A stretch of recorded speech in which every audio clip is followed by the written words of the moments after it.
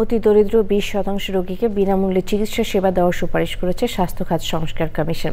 প্রতিবেদনে বলা হয়েছে, দেশের 90% রোগী জানে না ভুল চিকিৎসা বা সেবা না পেলে কোথায় অভিযোগ জানাতে হবে। সিভিল সার্ভিস স্বাস্থ্য ক্যাডারকে স্বতন্ত্র ও স্বায়ত্তশাসিত ক্যাডারে রূপান্তর করা, স্বাস্থ্য কমিশন গঠন ও স্বাস্থ্য সুরক্ষা আইন প্রণয়নের সুপারিশ করেছে সংস্কার কমিশন। এখনই বাস্তবায়নযোগ্য সুপারিশ দ্রুত বাস্তবায়নের নির্দেশ দিয়েছেন প্রধান উপদেষ্টা অধ্যাপক মোহাম্মদ ইউনুস। মুস্তাফা মল্লিকের রিপোর্ট। স্বাস্থ্য খাত সংস্কার কমিশন গঠন করা হয় 2024-এর 18 নভেম্বর। জাতীয় অধ্যাপক একে আজাদ খানের নেতৃত্বে কমিশনের 12 জন সদস্য রাষ্ট্রীয় অতিথি ভবন যমুনায় সকালে প্রধান উপদেষ্টার কাছে সংস্কার প্রতিবেদন জমা দেন।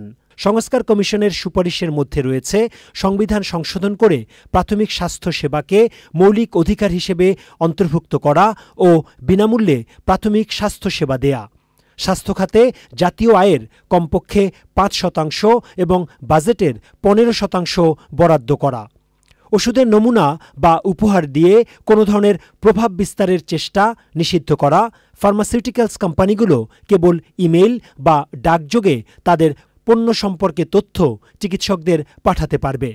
ফরেন সার্ভিস একাডেমিতে সংবাদ সম্মেলনে কমিশনের সুপারিশের বিস্তারিত তুলে ধরা হয়। আমরা প্রপোজ করেছি যে একটা বাংলাদেশ স্বাস্থ্য কমিশন যে ওভারসি করবে, পলিসি ইস্যুগুলো আলাপ করবে, আর একটা হলো স্বাস্থ্য সেবা বিভাগ, সেটা কিন্তু হয় ডিসেন্ট্রালাইজড হয়ে যাবে। স্বাস্থ্য শিক্ষা ইনস্টিটিউটগুলো সবগুলো এটা স্বায়ত্তশাসিত প্রতিষ্ঠান, সরকারের স্বায়ত্তশাসিত প্রতিষ্ঠানের মতো হবে।